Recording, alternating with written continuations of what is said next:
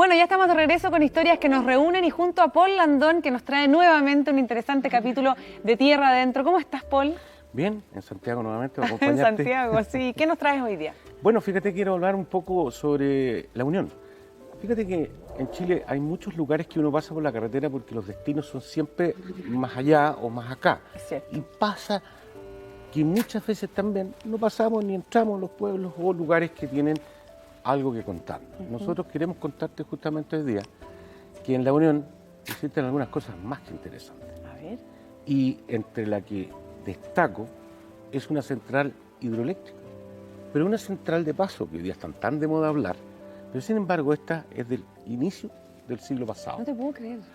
Para poder construirla en la Unión, se tuvo que trasladar toda esta maquinaria pesada de la época desde el puerto de Corral hasta la Unión en yuntas de bueyes. Sobre 17 yuntas de bueyes se iban reemplazando y demoraron semanas en llegar allá. ¿Para qué? Para tener energía eléctrica. Y esa energía eléctrica era para alimentar el molino Grove. Pero sobraba, entonces se le dio luz al pueblo. La central está intacta. Vean. Qué buena, vamos a conocer estas historias entonces.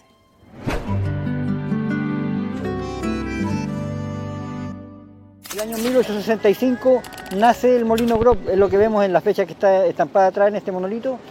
Y el año 1906, más o menos 1905, ellos empiezan con una inquietud muy grande por el tema industrial, que no tienen capacidad de generación de energía para mover el molino. Por lo tanto, nace como una de las grandes obras de ingeniería en el sur de Chile, la turbina.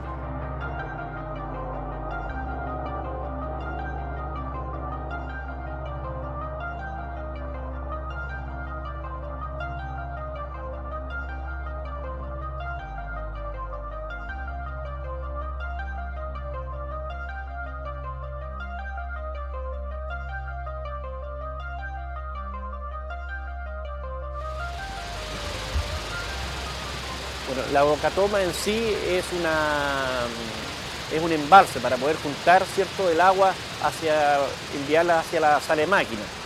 En sí, esta bocatoma, tengo fotografías, ¿cierto?, que empezaron las obras el año 1905, donde tiene que haber trabajado mucha gente, ¿cierto?, con pala, que no había tanto modernismo en esos años. Así que hicieron la bocatoma donde ellos donde aquí se junta el agua y se envía a la sala de máquina. Originalmente, ¿cierto?, esta central empezó a funcionar el año 1909.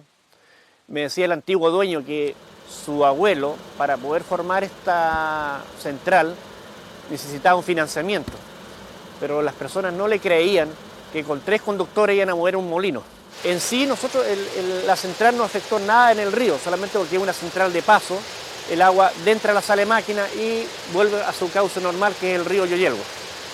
Este río nace hacia las cordilleras y toma todas las vertientes y se va juntando.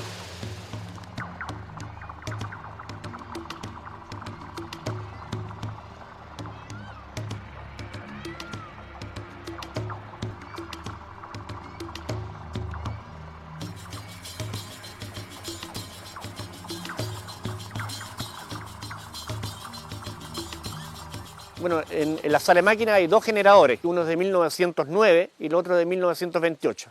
Las máquinas a plena carga, por ejemplo la Franci, con 350 kilowatts, consume 6 metros cúbicos por segundo.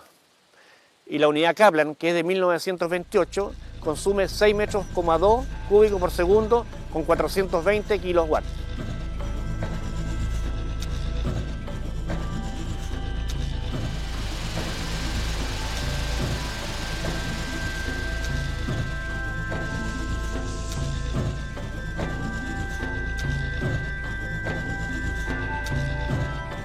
La sala de máquinas es este contorno donde estamos instalados en este momento. Entonces el agua recorre un canal artificial de 400 metros de largo por 12 metros de ancho y 8 metros de profundidad. Entonces, el agua viene en sí, se mete en una cámara de carga. La cámara de carga significa que es una pieza de cemento donde está metida debajo el agua, donde adentro está la hélice. Entonces el agua viene, hace girar la hélice y hace mover el generador. Es como antiguamente habían, ¿se acuerdan los dínamos de las bicicletas? Que usted andaba más rápido y la luz alumbraba más.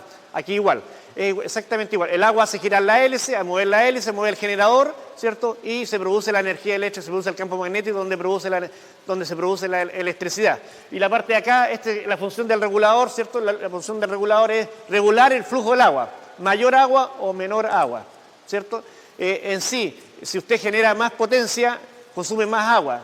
Es igual que un vehículo, si usted el vehículo lo aceleró, le tragó más benzina. Aquí igual, si usted genera más kilowatt, le va a gastar más consumo de agua. Y generalmente las máquinas estas consumen a la plena carga 6,2 metros cúbicos por segundo, esta máquina. ¿Y esta agua que sale, a dónde se va? Vuelve a retornar al río. O sea, en realidad es una central de paso. Tomamos el agua y la pasamos por la máquina y le inyectamos nuevamente al río original, que es el río Yoyelwa. Esta turbina vino a complementar la primera turbina que se montó el año 9. En 1909 llega una turbina, ¿cierto?, con una turbina Francis, con dientes de madera, que luego la vamos a ver. Según los antiguos, dicen que esa turbina la trajeron, llegó a Corral y la trajeron con una cadena de yunta de bueyes, ¿cierto? Y demoraron como una semana en llegar acá a donde se iba a montar. ¿Qué diferencia tiene la Francis con la Kaplan? Una de las diferencias, bueno, que la Francis es más viejita, del año 9 y esta es del año 28, y la turbina Francis, en sí la turbina abajo es como un caracol. Todas las Francis son como un caracol. Y la turbina Kaplan es como una hélice de un motor fuera de borda. Esas son las grandes diferencias. Y la otra máquina está montada más abajo, porque originalmente existía solamente la turbina Francis, que tenía menos nivel de agua. Para poder montar la turbina Kaplan hubo que hacer un levantamiento, profundizar el canal y hacer el edificio en sí. Le cuento, la turbina Francis en un principio, ¿cierto?, alimentaba a la industria, que era el molino Brock, ¿cierto? Molían el trigo a base de la energía de la turbina Francis. Y en 1913 la Sociedad Industrial Teófilo Brock, ¿cierto?, inaugura la iluminación en sí del pueblo de la Unión, ¿va? Y lo más probable es que los más acaudalados en esos años, ¿cierto?, son los que han tenido energía, pero así alimentaban las calles, había luminarias. Se eliminaron los antiguos faroles que con la vela que andaba encendiendo por la energía de la turbina Francis. La turbina Francis genera una potencia de 350 kilowatts y la turbina Kaplan genera una potencia de 430 kilowatts, que hacen 780 kilowatt hora.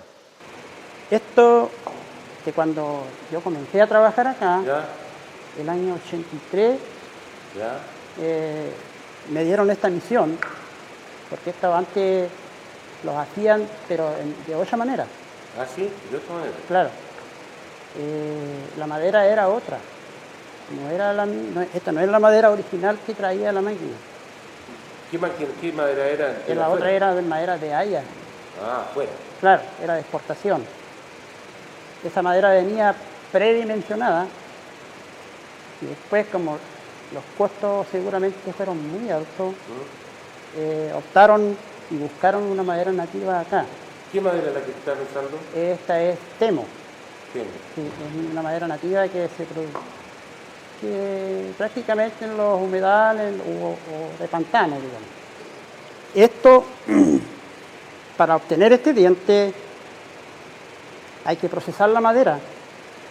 La madera se compra verde y se coloca 4 meses al agua corriente, ¿Ya? que es aquí en el mismo río.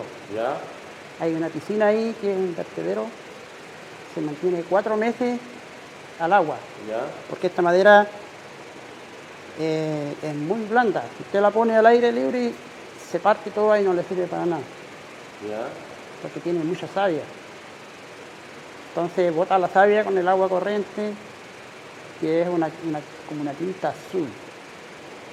Después de eso, se lleva a las bodegas y tiene que secarse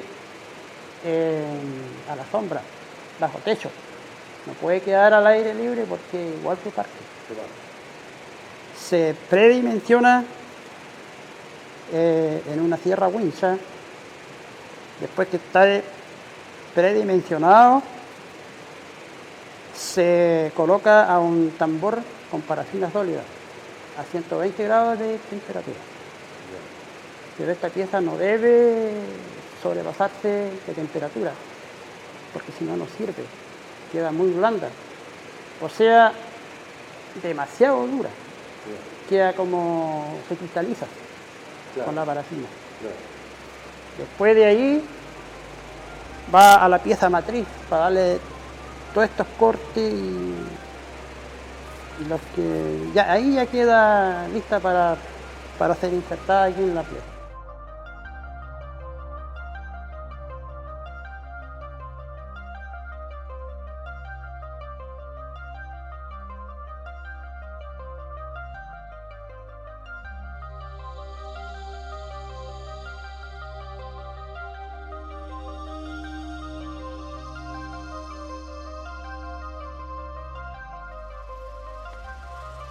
Le cuento, este es el tablero, ¿cierto?, de las unidades.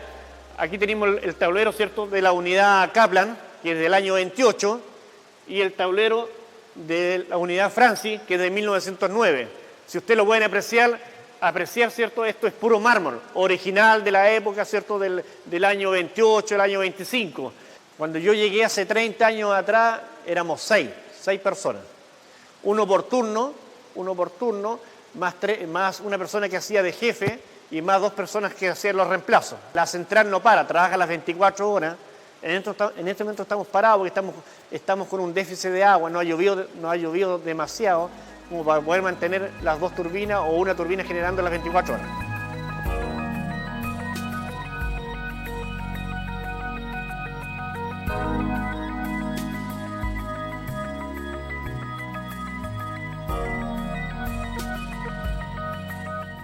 Paul, qué impresionante que esta central siga funcionando hoy día. Y mira que da trabajo a artesanos locales Sí. también, porque esa rueda grande que se ve ahí es la Francis, se llama. Y esa tiene los dientes de madera y se hace con madera nativa. Y eso tiene que saber hacerlo un artesano nuestro. Exacto. Y lo otro importante, para darte un dato, es que cuando se hizo esta central, ese canal largo que se veía en el programa, fíjate que en el inicio, en la compuerta, se preocuparon en aquella época, estos colonos y los maestros de acá, de dejar un paso en el río para que los salmones puedan remontar. Ay, qué buena. Pensaban harto más que a algunos hoy día, ¿no? De es todas cierto? maneras. Algunos ingenieros. ¿Qué otros tesoros encontraste en la Unión? Bueno, yo creo que una de las cosas importantes es destacar el trabajo que se ha hecho tanto en forma personal, es decir, privada, para las casas patrimoniales, porque hay algunas que son maravillosas, que cuesta mucho mantenerlas, pero encontramos mucho más que en otros lados. Vamos a ver algo. Vamos a verlo.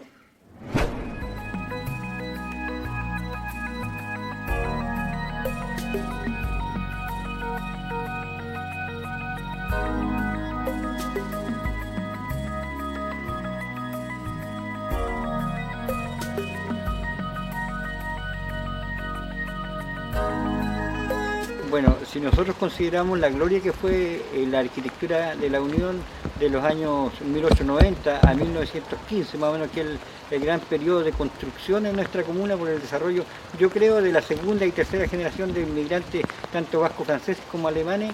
Esta casa es un ícono, ya que está siendo usada 102 años después para el mismo fin para el que fue creado. Y quizás si nosotros hubiésemos tenido la visión, o la comuna, o la comunidad, o la familia, o la autoridad, de poder conservarlas en un estado como el caso de la casa que hemos visitado, o que vamos a visitar, la de Don Werner, podríamos haber visto que le podíamos sacar mucho provecho hoy día, trayendo turistas, mostrándole nuestro esplendor de construcciones, ya que esta casa, la casa Stolzenbach, que es del abuelo de Don Werner, para nosotros Don Santiago Stolzenbach fue un visionario, ya que cambió quizás la arquitectura de la Unión con el estilo de casa que construyó, y que la construyó en la ribera este del río Yelvo, dándole realce hoy día a una pasada hermosa en un circuito patrimonial que nosotros también intentamos rescatar desde la ceniza en muchos casos, no siendo este el caso de una casa en muy buen estado de conservación. Indudablemente es una de las casas antiguas, tal como usted dice, y fue construida por mi abuelo, Santiago Stolzenbach. Mi abuelo perteneció a la generación de los primeros colonos que llegaron en 1853, el primer año a Corral. Ahí permanecieron un año hasta que abrieron la ruta y se vinieron a la Unión y fueron, pertenecieron a la colonización alemana que se produjo esos años. Y gran parte de los materiales se traían en esos años directamente de Alemania y de aquí se despachaba cuero y suela hacia Europa, especialmente Hamburgo, pero después vino la guerra del 14 y por eso que muchas de las buenas terminaciones que en muchas de las casas aquí todavía puede ver, quizás algunos detallitos no alcanzaron a llegar acá.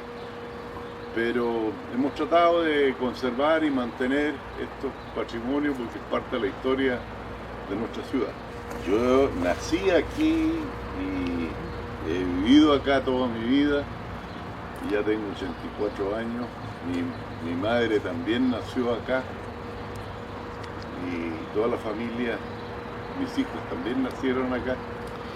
Incluso si usted puede ver algunos detalles, justamente ahora este año, antes de invierno, tenemos que cambiar una serie de ventanales todavía, y ventanales que tienen que conservar más o menos la forma y el estilo para que no se pierda lo que era esta casa. Y así todos los años hay que hacer inversiones grandes. Bueno, ¿quién quiere que le diga lo que cuesta una pintadita de la casa? Pues, afortunadamente hemos podido mantenerla. Y es la idea de mantenerla. El problema es que también ya nadie después quiere vivir en una casa.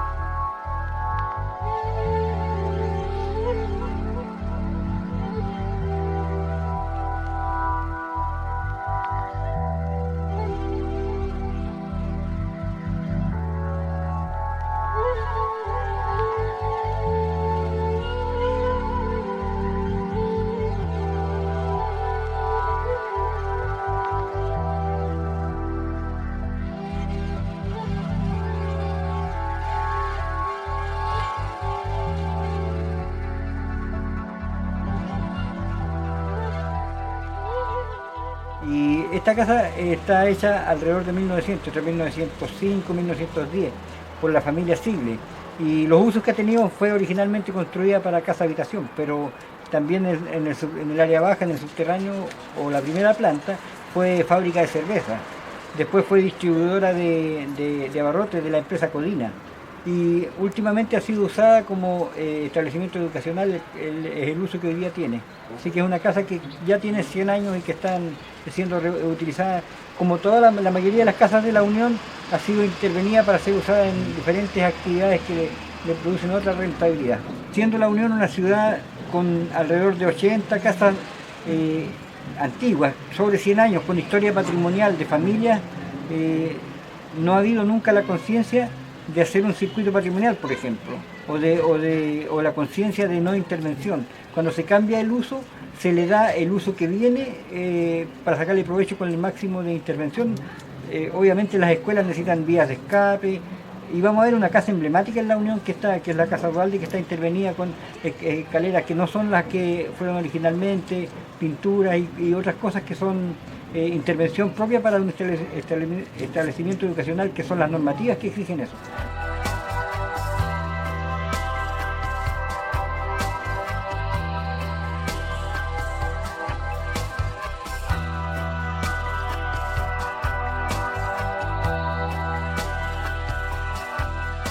Bueno, la casa que nos encontramos es la Casa Duhalde, una casa que está a una cuadra de la plaza, por lo tanto centro de la ciudad. Es una casa que ha tenido diferentes usos. En primera instancia fue una casa que fue construida por los vascos franceses de apellido Duhalde, que su finalidad era casa habitación, que tenía muchos salones que, depende de la ocasión, tenía salón amarillo, salón azul, y las fiestas se usaba el salón, depende de la ocasión en realidad. Y al frente estaban las caballerizas. Posteriormente esta casa fue usada para el Liceo de la Unión, y cuando se construyó el nuevo liceo se empezó a usar por primera vez en la Unión para instituto de educación superior y es la única institución de educación superior que la Unión ha tenido alguna vez, la escuela normal. Por lo tanto, la importancia que tiene este colegio, la Casa Dualde para la Unión es mucha en cuanto a cultura y a desarrollo. Uy, qué lindas las imágenes, de verdad que una sorpresa la Unión. Hay una apuesta ahí por recuperar algo de patrimonio, ¿no? Así es, y yo creo que lo más importante es que son apuestas personales. Yo creo que ojalá este modelo pueda repetirse en otros lados antes que todo en ruina. Exactamente, vamos a ir un corte y al regreso, ¿qué vamos a ver? Si nos pueden... Ya estamos de regreso con las historias que nos reúnen junto a Paul Landon, revisando Tierra Adentro, particularmente historias y personajes de la Unión. Me adelantabas que íbamos a conocer a una mujer bien interesante, a ver. Mira, yo no sé si podríamos hacer un pequeño juego. ¿Tú te imaginarías hablando de una primera gobernadora en América Latina, mujer, de la Unión? ¿En serio? Que llegó a ser piloto también. No te puedo creer, que pero... esquiaba. Súper chora la mujer. Pero impresionante. Bueno, ella, Olga Becker, dejó un legado importante en la Unión. Entre otras cosas, el hospital grande que hubo ahí, lo sacó gracias a un muñequeo con el presidente en el cual le dijo en ese momento que si no le entregaba los recursos para este hospital, ella dejaba de ser gobernadora. O sea, todo indica que era una persona con armas tomar. Pero yo creo que lo más importante aquí es volver a lo que tú dijiste antes, esto de preguntarme por qué la gente, cuál es la jugada. La jugada es personal. El hijo quiere tener una muestra, un pequeño museo de lo que fue su madre, de lo que fue Olga Becker. Lo tiene, pero en su casa, y quiere que sea público, para que todos lo conozcan. Vamos a conocer parte de la historia de esta mujer. Seguimos revisando Tierra Adentro.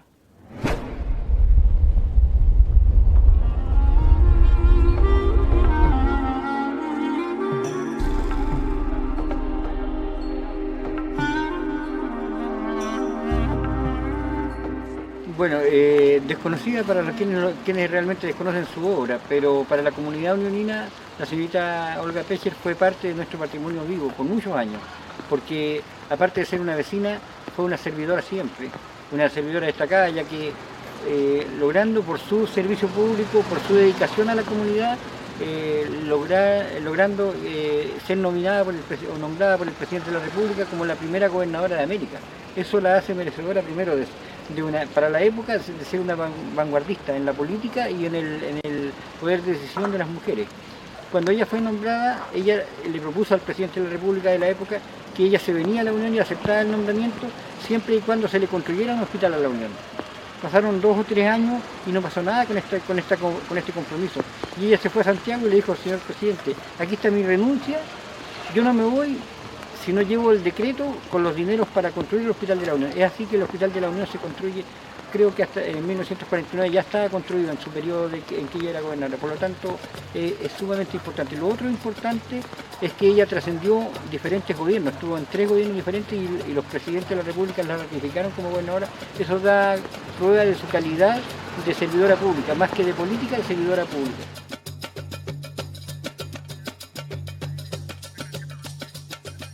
Ella fue mi madre adoptiva. Yo viví toda la vida aquí con ella, desde pequeño. Y además, bueno, hay mucha historia, toda una vida, ¿me entiendes? Yo prácticamente... Ella, cuando abandonó ¿cómo se llama? Todo lo que es la política, yo ya, desde ese tiempo me acuerdo de ella. Todo más lo que sucedió hacia atrás es lo que ella me contaba, ¿me entiendes? Así que lo supe a través de ella y miles de historias y todo lo que he recopilado aquí en este pequeño museo. Equitación y también cabalgata, porque sí, correcto. Iba a Argentina. Exacto. Y también realizó unos viajes a la costa también, que se perdió en una oportunidad porque la persona que era el guía, él se perdió y finalmente los abandonó y quedaron ahí, pero llegaron finalmente después de unos par de días de estar en la cordillera al lugar que llevaban como destino. Tiene el símbolo del caballo en el fondo laboral, ¿no? Yo creo,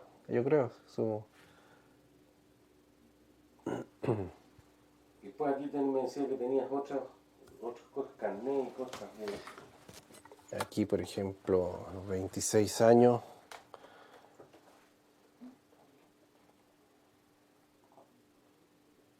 yo creo que esto ha sido su primera licencia de conducir. Ay, esa era, claro, tienes toda la razón. Estaba soltera, del año 1934. Claro, mi licencia de conducir. Ajá, ahí está su foto. Yo creo que debe haber sido la primera. Y bueno, cédulas de identidad personal de la gabinete de identificación. Ah, no, esta era de su mamá. Cuando tenía el pase de liberado en ferrocarriles. Ah, claro. El gobernador de la Unión, pero estaba estipulado el tramo. Ah, ya. Era entre Trumao, Lago Ranco y Valdivia, es decir, prácticamente su zona. Eso. Claro, ahí tenía liberado. Liberado, primera clase. Y aquí tenemos otro del Ministerio del Interior. ¿Qué puede ser esto? Gobernadora. Está claro. Claro.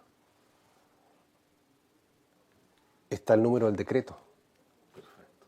El número 6110. Con su cédula de identidad.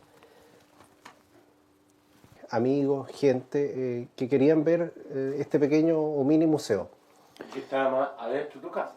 Y que está en este minuto dentro de la casa. Entonces nace la inquietud de alguna manera desplazarlo fuera de la casa y también aprovechar de incorporar el parque que ella, es decir, dentro del parque que ella plantó, digamos, y todos estos árboles ya hoy día están sobre 100 años, y también poder hacer un pequeño mirador para aprovechar la vista espectacular que hay desde este lugar. Podemos ver desde el sur el volcán Calbuco, el Osorno, el Puntiagudo y los cerros del volcán Caulle.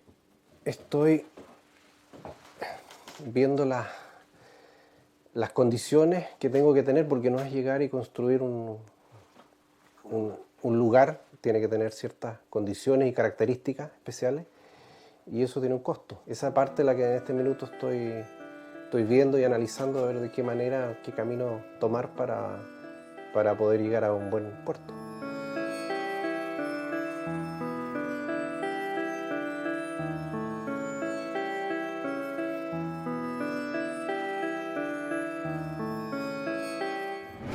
Qué interesante la historia de esta mujer, Paul. ¿Con qué más te encontraste en la Unión? Bueno, hartas más cosas, pero no se pueden contar todas.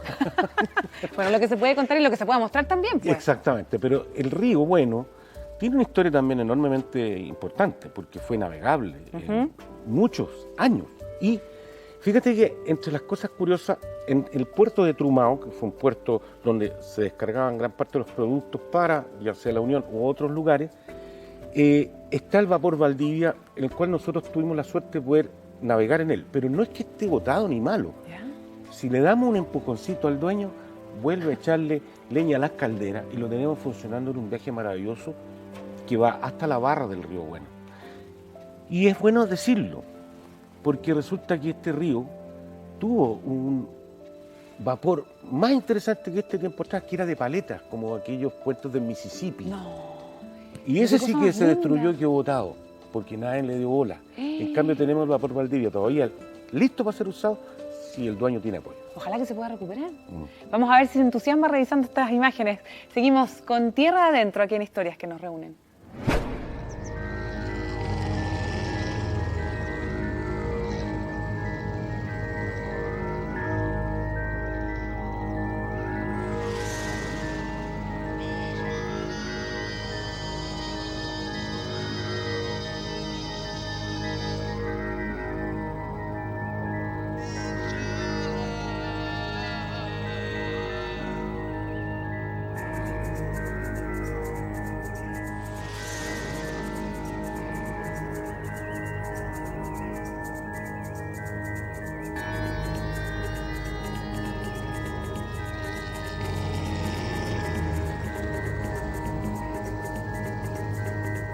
Bueno, acá podemos considerar que este es un enlace importante en la historia del desarrollo industrial del sur de Chile, pero también del poblamiento y también de la comunicación con el mar. Este río tiene alrededor de 70 kilómetros navegables.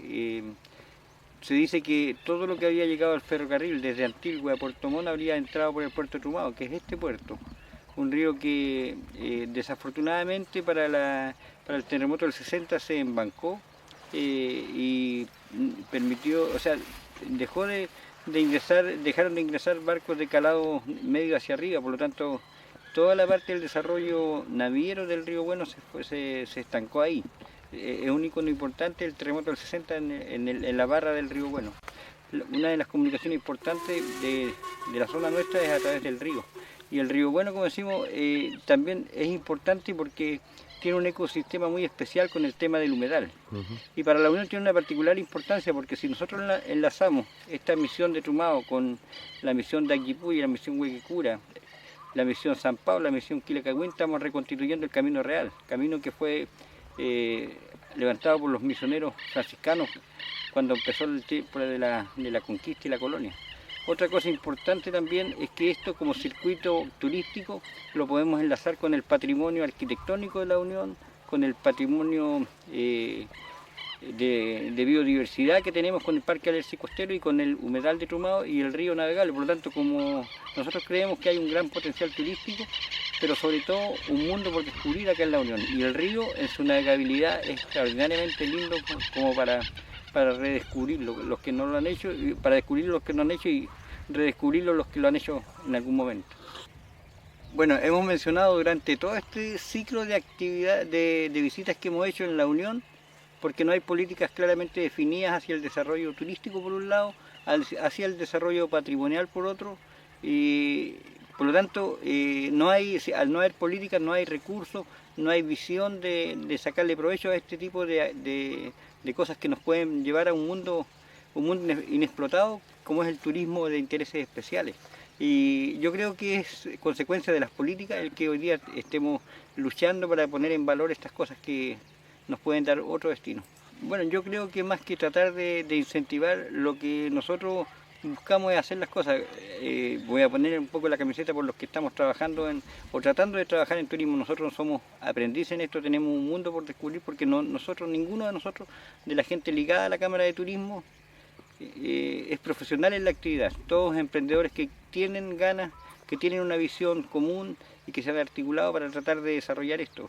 Si nosotros a todos estos atractivos que hemos mencionado podemos rescatar, por ejemplo, Valdivia, y recordar lo que fue la navegación del Ragüe y de otros, que fueron muchos los barcos. Por ahí la gente antigua se acuerda de 5 barcos navegando en un día. Incluso uno de paleta.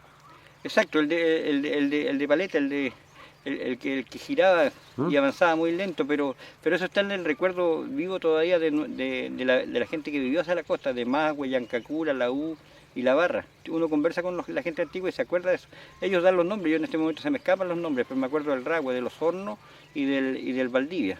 Pero hay una cosa más importante quizás, que es que tenemos nosotros el patrimonio vivo de quien lo puede manejar. Por eso te digo. Y eso es importante, pero también hay otra cosa que quedó ahí. Tenemos 2 o 3 prácticos de río que en los últimos 30 o 40 años han estado navegando, porque este río no es fácil. Hay momentos, yo he navegado y he visto profundidades de 40 metros, pero también he visto profundidades de 2,8 metros. Por lo tanto, si no es un práctico, lo más probable es que se encalle en algún momento en el río, porque el río cambia todos los años también. Entonces, esta gente que se crió, como los hijos del señor Fuentealba, son prácticos de río y ellos están encargados de mover los barcos que vienen, por ejemplo, a revisión y que entran por la barra, que vienen de Corral y que los revisan aquí en el Puerto Viejo, los marinos. Ellos son los prácticos que lo ingresan. Es muy parecido a lo que pasa en el Estrecho Magallanes. Entonces, tener eso es muy valioso. Y eso no se compra en el mercado, en el mall, ni en ningún lado. Lo tenemos acá y ojalá hay que aprovecharlo. Nosotros vamos a dar la lucha a ver si podemos conseguir algo, pero yo creo que este programa nos va a servir mucho para que quienes tengan el deber de hacerlo anden más adelantito que nosotros.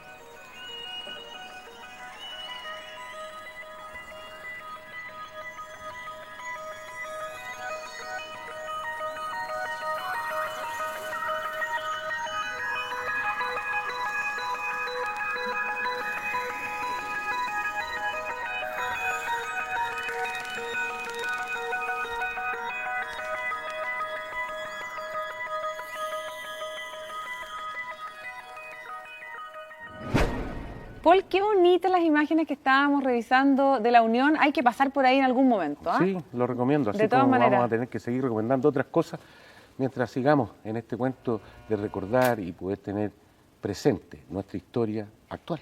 Muchas gracias, Paul, por acompañarnos y contarnos estas historias. Y usted no se separe de nuestra sintonía, ya volvemos con más historias que nos reúnen.